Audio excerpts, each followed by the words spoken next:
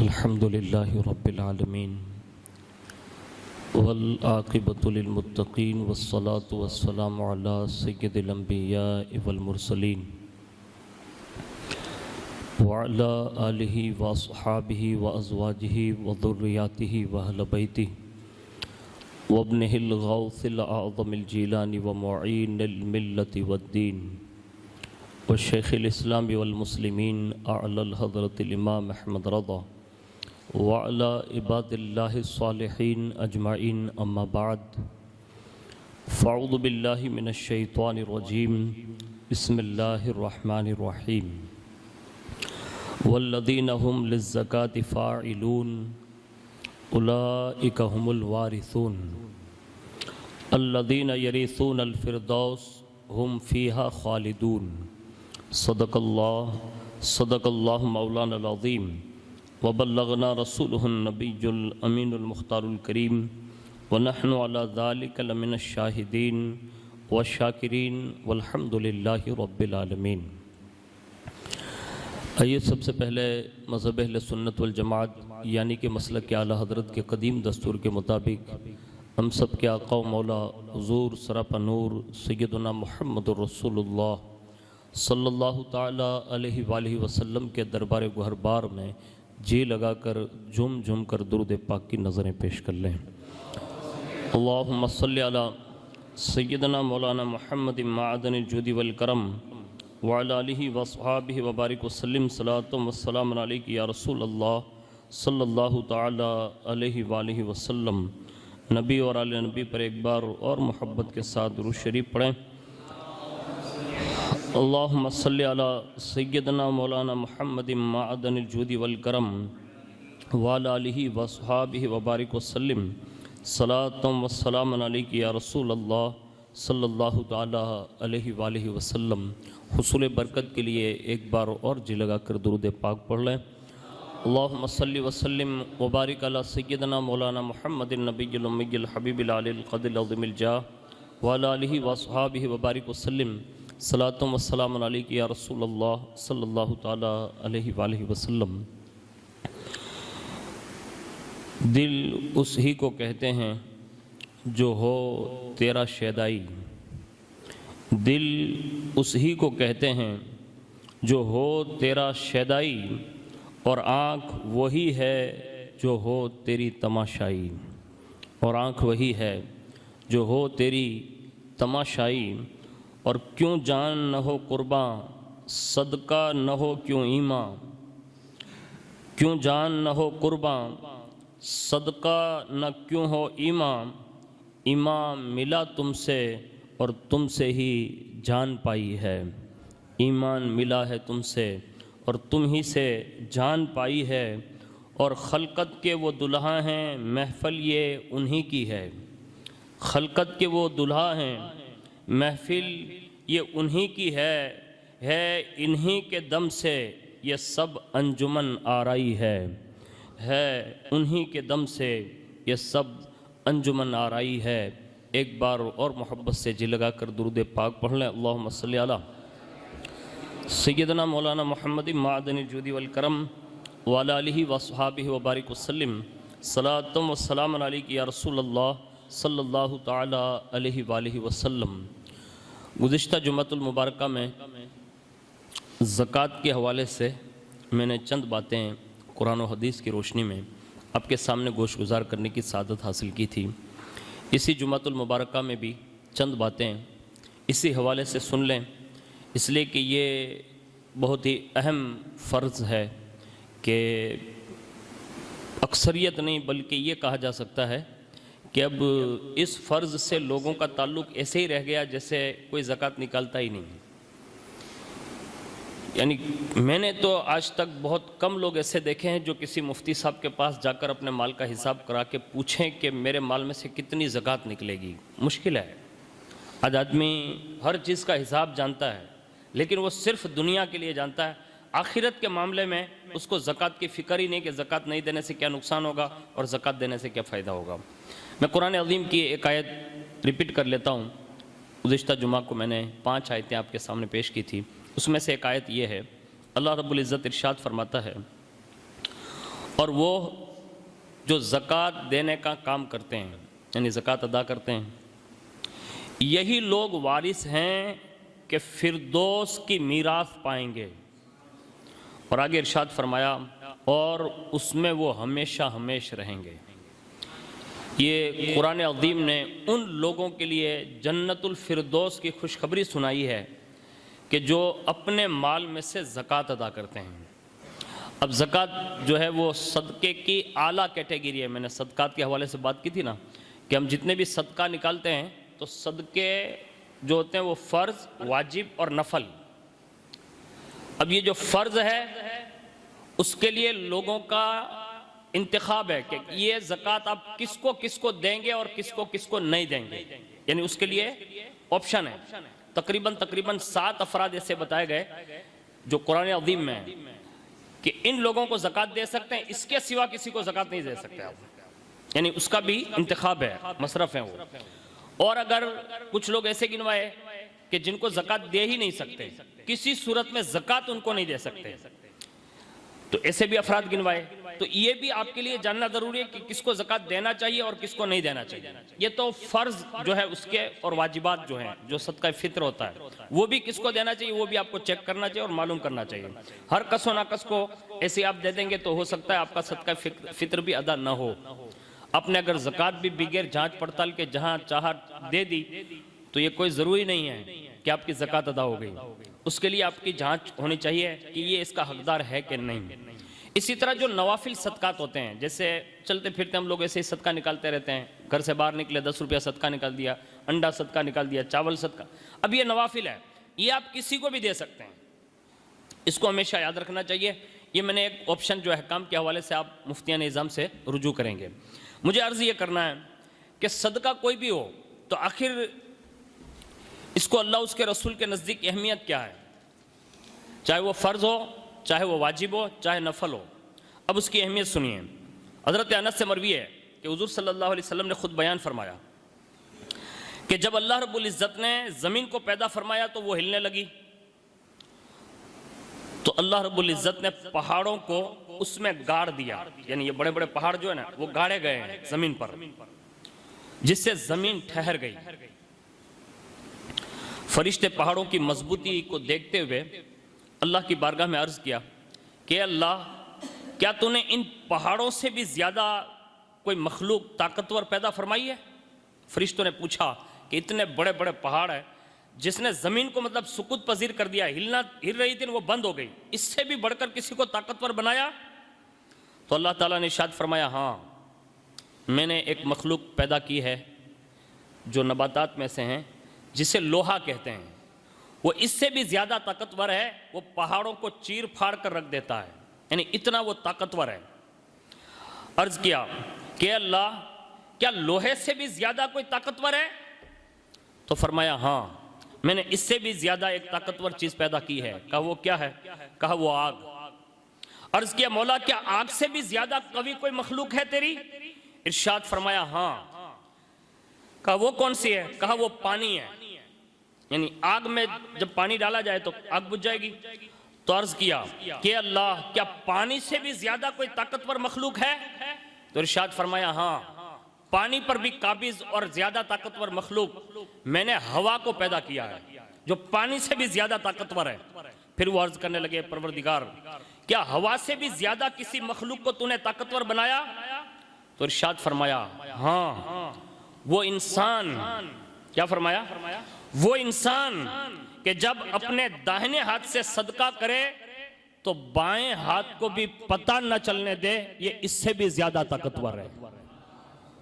ये अल्लाह और उसके रसूल ने हमें इस मामले में दोहरी मतलब तरगीब इरशाद फरमाई। एक तो ये फरमाया कि इस हाथ से दो तो इस हाथ को पता न चलने दो, यानी छुप कर दो। इसलिए ज़कात का एक मसला है जिसका मफहूम मैं बता रहा हूँ। असल मसला आप मौलाना साहब से मालूम कर लेंगे कि अगर कोई आपका रिश्तेदार है जो ज़कात का मुस्तहिक तो है, यानी ज़कात का हकदार तो है, लेकिन उसकी एक इज्जत है माशरे में, खानदान में। अब शरीयत ने यहां तक छूट दे रखी है कि अगर आप ज़कात देकर कहेंगे ना कि ये ज़कात है, वो नहीं लेगा, यानी इज्जत नफ्स की खातिर नहीं लेगा वो। इसलिए शरीयत ने यह कहा कि ऐसे ही खाली हेल्प कर दो, अगरचे वो ज़कात का पैसा हो, लेकिन उससे ये न कहना कि ये ज़कात है। यानी इस अंदाज में भी हमें अपने रिश्तेदारों के साथ उसने सुलूक करके ज़कात देने का हुक्म है। आज हम और आप इसी से गाफिल हैं। थोड़ा अपना हिसाब कीजिएगा।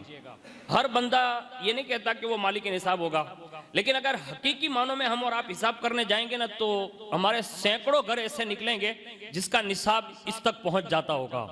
इसमें बहुत सारी चीजें दाखिल है, हम जिसको समझ रहे हैं। जैसे ये एक मोबाइल है, अगर ऐसे ही दूसरा मोबाइल है ना, तो ये दूसरा मोबाइल आपकी जरूरत के सामान में इस्तेमाल नहीं है, यानी इसको गिना नहीं जाएगा। अब इसको हिसाब में लगाना पड़ेगा दूसरे मोबाइल को। एक मोबाइल चलेगा, दूसरे मोबाइल का हिसाब होगा।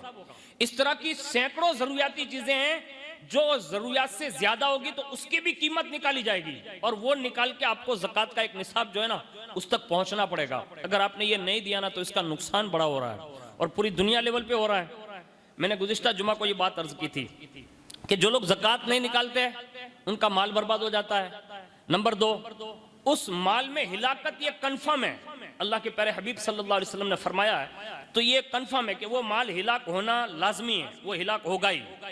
और आगे सुनिए, ज़कात न देने वाले के लिए कितनी बड़ी वईद है।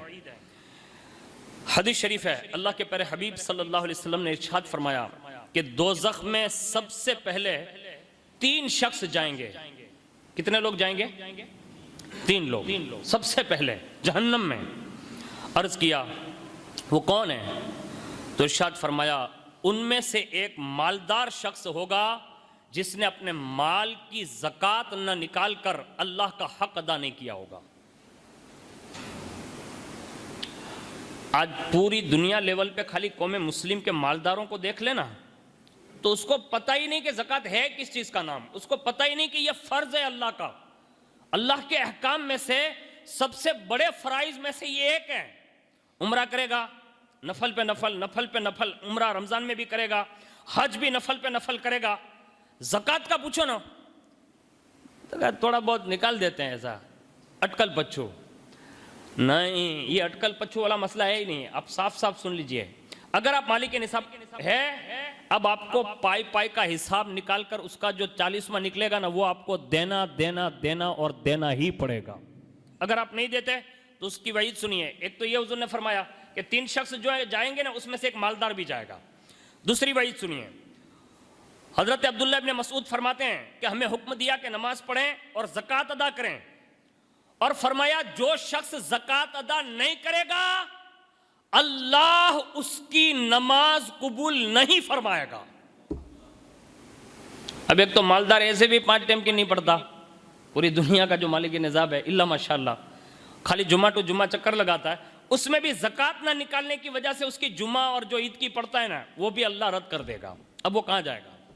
इस मामले में गौर करने जैसा है कि नहीं? आपसे पूछता हूँ, गौर करना चाहिए कि नहीं करना चाहिए? हम सबको गौर करना चाहिए, अल्लाह ने सबको दिया है। और दूसरी एक बात बता दूं, अपने घर में जो अहलिया मुबारक जो है ना, उसके भी सोने ने चांदी का हिसाब करवा लेना चाहिए, क्योंकि वो भी अगर मालिक के निसाब होने की हैसियत से वो भी अगर मालिक के निसाब तक पहुंच रही है, तो उस पर भी ज़कात वाजिब है कि वो भी ज़कात निकालें। ये और बात है कि मियाँ बीवी का सेटिंग होने की वजह से फिर मियाँ अपनी तरफ से निकाल देता है, वो बात अलग है, वरना है वो मालिक के निसाब तो अब उसको भी उसमें से निकालना पड़ेगा। और ये सब औरतों के लिए है जिनके पास इतना माल होगा। और आगे सुनिए, ज़कात ना देने वाला कैसे हिलाक होता है। अब इसको दिल के कानों से सुनिए, ये हमारा और आपका मसला नहीं है, ये कायनात में इतना रोशन मसला है कि जिसका कोई तसव्वुर नहीं कर सकता। रसूलुल्लाह के दौर में सौलबा इब्न अबी हातिब एक बंदा गुजरा है, उसके ताल्लुक से लिखा है कि सौलबा इब्न हातिब अंसारी ने हुजूर सल्लल्लाहु अलैहि वसल्लम की खिदमत में अर्ज़ किया, या रसूल अल्लाह, मेरे लिए आप दुआ फरमा दें। हुजूर ने इरशाद फरमाया, कहा क्या दुआ करूं? तो वो सौलबा इब्न हातिब ने क्या कहा कि हुजूर ये दुआ कर दीजिए कि मैं मालदार बन जाऊं, यानी अल्लाह मुझे मालदार बना दें। आज हमारे जवान भी बड़ी तेज़ी के साथ उस तरफ जा रहे हैं कि हर किसी को मालदार बनना है, लेकिन मालदार बनने से पहले इस हदीस शरीफ को सुन लीजिए। हुजूर सल्लल्लाहु अलैहि वसल्लम से कहा कि मैं मालदार हो जाऊं, हुजूर ने फरमाया, ए सौलबा, थोड़ा माल ये ज़्यादा माल से बेहतर है। यानी तू जिस हालत में है, अगर थोड़ा माल है तो ये ज्यादा माल से बेहतर है, इसलिए थोड़े माल पर अल्लाह का शुक्रिया अदा कर ले।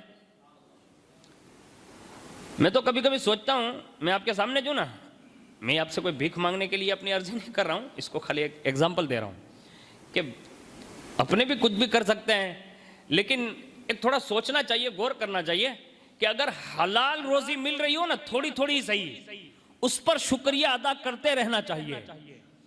वरना दूसरों को देख देख कर मालदार ज्यादा बनने के ख्वाब में कहीं कोई हराम की आवक का दरवाजा तो नहीं खोल रहे हैं आप। इस मामले में गौर करना चाहिए। ऐसा मालदार कोई काम का नहीं होगा। इसलिए हुजूर ने सालबा इब्ने हातिब से कहा थोड़ा माल है ना, वो ज्यादा से बेहतर है, इस पर शुक्रिया अदा करते रहो। उन्होंने फिर हाजिर होकर अर्ज की, कहा हुजूर दुआ कर दीजिए ना, मालो दौलत और ज्यादा बढ़ जाए, यानी मालदार हो जाऊं। हुजूर ने फरमाया कि ये थोड़ा जो है ना वो ज्यादा से बेहतर है, इसलिए इस पे शुक्रिया अदा करें। फिर वो हाजिर हुए, और जब ये हाजिर हुए ना तो अल्लाह अकबर, उस वक्त हुजूर ने पूछा कि अगर तुम मालदार हो जाएगा तो करेगा क्या? तो उन्होंने कसम खा ली, कि अल्लाह की कसम जिसने आपको सच्चा रसूल बनाकर भेजा है, कि अगर अल्लाह मुझे मालदार बना देगा तो मैं उस माल में से अल्लाह की राह में जरूर खर्च करूंगा। यानी उन्होंने हुजूर की बारगाह में कसम खा ली। अब जब ये कसम खा ली ना तो अल्लाह के प्यारे रसूल सल्लल्लाहु अलैहि वसल्लम ने अपने हाथ मुक़द्दस उठा दिए, जिन हाथों के बारे में आला हज़रत फरमाते हैं कि हाथ जिस समत उठा गनी कर दिया। हाँ, ये हुजूर के मुबारक हाथ हैं। हाथ जिस समत उठाना बस वो गनी हो गया। हुजूर ने हाथ उठा दिए और दुआ क्या की, साफ अल्फाज सुनिए। हुजूर ने दुआ फरमाई, अल्लाहुम्मा रज़ुक़ सालबता मालन, ए अल्लाह सालबा को मालदार बना दे। बस ये हुजूर की दुआ हो गई। अब वो जुबान जिसको सब कुन की कुंजी कहें, हाँ हुजूर जो कहते हैं ना तो वो लफ्ज़ कुन फयकुन जो उसकी शान है, जो अल्लाह की शान है, बस वो लफ्ज़ कुन की चाबी है। हुजूर जो कह दे मेरा रब पूरा फरमा देता है। चंद रोज नहीं गुजरे ना तो सालबा हो गए मालदार, और कितने बड़े मालदार हो गए, इतनी तेजी के साथ चंद रोज में इतने मालदार हो गए कि रिवायतों में लिखा है कि मदीना शरीफ की जमीन उनके मालों के लिए तंग पड़ने लगी। अब सुन रहे हैं ना मेरी बात? यानी ये जमीन जो है ना उनके रेवड़ों, गायों, भैंसों जो भी उस जमाने में उससे तंग हो गई। इतनी बकरियां अल्लाह ने दे दी, और उसमें फिर बरकतें, और बरकतें क्यों ना होती, हुजूर की जुबान से जो निकल गया कि सालबा मालदार हो जाएं। तो आपसे भी गुजारिश है कि अगर आप भी कुछ चाहते हैं ना तो वो जबान से कुछ कहलवाना जरूरी है ना, लेकिन वो समझाते जरूर हैं, जैसे कि हजरत सालबा को पहले समझाया। आखिरकार हुआ ही है, माल बढ़ता गया ना तो जमात छूटने लगी। नमाज नहीं, जमात छूटने लगी। खाली नमाज पढ़ते रहे, जमात छूटने लगी। यहां तक कि इतना घेरा, इतना घेरा, इतना घेरा कि जुम्मा तक न पहुंच पा रहे थे। यानी जुम्मा में गैरहाजिरी होने लगी। यहां तक के जुम्मा में भी मस्जिद में गैरहाजिरी हो गई। यानी 8 दिन में भी वो आने के काबिल नहीं रहे, इतना माल बढ़ गया। अब जब इतना ज्यादा माल हो गया तो सहाबाए किराम ने बातचीत की, और हुजूर ने जब दरियाफ्त फरमाया ना, कहा सालबा इब्ने हातिब का क्या हाल है? तो साहबा ने अर्ज किया, या रसूल अल्लाह, सालबा का माल इस कदर बढ़ गया है कि मदीने की ज़मीन उसके लिए कम पड़ गई है, इसलिए वो मदीने से दूर जंगल में रहते हैं और वहीं चले गए हैं और वो वहीं रहते हैं। जब सहाबा से ये सुना ना कि सालबा जंगल में इतने दूर रहते हैं, हुजूर ने क्या फरमाया सुनिए। इरशाद फरमाया, सालबा तुझ पर अफसोस है, सालबा तुझ पर अफसोस है। यानी इतनी माल की कसरत की हवस भी अच्छी नहीं है, ये नुकसान देता है। उसके बाद सुनिए, एक दिन वो भी आया कि हुजूर ने फरमाया, जाओ साहबा सालबा के घर और उनसे ज़कात मांगो। यानी ज़कात अल्लाह का हुक्म है। साहबा गए और जैसे वहाँ पहुँचे ना तो उन्होंने ज़कात और सदकात के हवाले से सालबा से बातचीत कर ली। लेकिन अल्लाह अकबर, जब उन्होंने माल जोड़ा ना, यानी सालबा ने, तो कहा ठीक है आप ज़कात के लिए आए हैं, माल इतना ज़्यादा है ना तो फुर्सत नहीं मिल रही है। तो कहा किस चीज़ की? कहा इतना ज़्यादा माल है तो ज़कात मतलब निकालूंगा तो वो हिसाब करूंगा तब निकालूंगा ना। वो इनकार नहीं कर रहे थे, उन्होंने कहा मैं हिसाब करूं, फुर्सत मिले तब होगा। अब इसी में वो बातें बनते गई। हदीस शरीफ का आखिरी मफहूम यह है कि जब बार बार हुजूर ने भेजा और आमिलीन से वो यही बहाना बनाते रहे, यहां तक के माल की हवस में सालबा रज़ी अल्लाह ताला अन्हु जो पहले कहलाते थे, उन्होंने इस माल की हवस में उन आमिलीन ज़कात को कह दिया। कहा मुझे फुर्सत नहीं मिलती, ज़कात देने में मैं वक्त निकाल लूँगा तब ज़कात अदा करूँगा। ये कहकर उन्होंने दबी ज़बान में जैसे ज़कात का इनकार कर दिया हो। अब जैसे ये कहा और आमिलीन दौड़े हुए आए और हुजूर से कहा हुजूर ये सालबा तो ये कहता है कि फुर्सत नहीं है और ज़कात के मामलात में तो मतलब कुछ सोचने के लिए तैयार नहीं है। उस वक्त दोबारा हुजूर ने फरमाया सालबा तुझ पर अफसोस है। और जैसे हुजूर का ये जुमला निकला ना, उसी वक्त हज़रत जिब्रील अलैहिस्सलाम आए और ये आयत नाजिल हुई, वमिनहुम मन आहदल्लाह लइन अतैना मिन फज़लिही लनुसद्दिक़न्ना वलनकुनन्ना मिनस सालिहीन फलम्मा आताहुम मिन फज़लिही बखिलू बिही वतवल्लौ वहुम मुअरिदून। और उनमें से वो हैं जिन्होंने अल्लाह से अहद किया था कि अगर हमें अपना फजल देगा तो हम जरूर खैरात करेंगे और हम जरूर भले आदमी बन जाएंगे। जब अल्लाह ने उन्हें अपने फजल से दिया तो उसमें बुख्ल करने लगे और मुंह फेर लिया। यानी कुरान ने सराहत के साथ सालबा इब्ने हातिब का वो जवाब जो था ना उसका रिटर्न दिया। कहा वो मुआहिदा भूल गए जो अल्लाह के प्यारे रसूल की बारगाह में कसम खाई थी कि अल्लाह मालदार बना देगा तो दूंगा, आज तुम मुंह फेर बैठे हो। यह आयत नाजिल हो गई और उसके बाद इस आयत मुक़द्दसा के नाजिल हो जाने के बाद सालबा ने बहुत कोशिश की कि वो वापस हुजूर की बारगाह में ज़कात ले आएँ, लेकिन वो ले नहीं आए। और उसके बाद एक ज़माना बीता कि हुजूर की बारगाह से जब ये इताब आ गया और उसके बाद सिद्दीक़ अकबर का दौर, फ़ारूक आज़म का दौर, तमाम सहाबा जिन का उन्होंने दौर देखा ना, सबके पास बाद में ज़कात लेकर आए, लेकिन सब सहाबी ने कहा जब अल्लाह और उसके रसूल ने तुम्हें धुतकार दिया है तो हम तुम्हारा पैसा नहीं ले सकते। आखिरकार हुआ क्या? वही अंजाम हुआ कि जो हुजूर ने फरमाया था ना कि थोड़े माल में शुक्रिया अदा कर लो, ये ज़्यादा से बेहतर है। ये सालबा के साथ हुआ इनका अंजाम। आपको मैं नहीं कहता कि आप इतने बड़े मालदार हैं, आप कैपेसिटी में हैं, यानी नॉर्मल हैं, लेकिन इतनी हवस भी नहीं रखिएगा कि कहीं हमारा और आपका हश्र ऐसा ना हो जाए कि इससे अलार्म की कहीं घंटी ना बन जाए। अल्लाह के लिए अगर थोड़े बहुत भी मालदार है, अब मालिक निसाब ना सही, लेकिन अगर कुछ सदकात देने के काबिल हैं, अब कुछ ना कुछ खर्च करते रहें। अल्लाह से उम्मीद करें कि अल्लाह एक के बदले रिटर्न में 10 देगा, ये उसका मतलब फैसला है।